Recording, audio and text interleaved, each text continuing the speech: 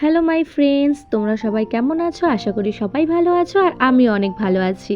এই ভিডিওটা গতকাল ছিল শনিবার। তো শনিবার সেরকম রোদ ছিল না, কিন্তু প্রচুর গরম লাগছিল।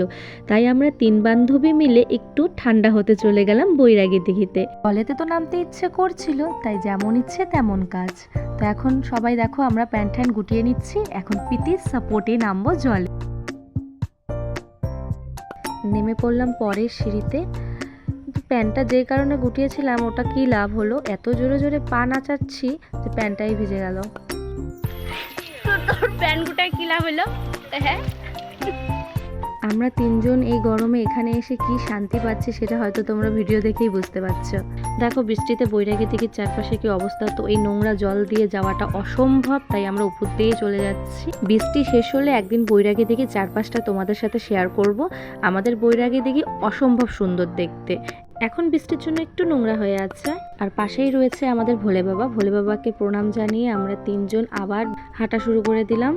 আজকে আমাদের টার্গেট ছিল হেঁটে হেঁটে আমরা কোচবিহার ঘুরবো। যতটা পেরেছি ঘুরেছি। এখন দেবী বাড়ি হয়ে সোজা বাড়ি।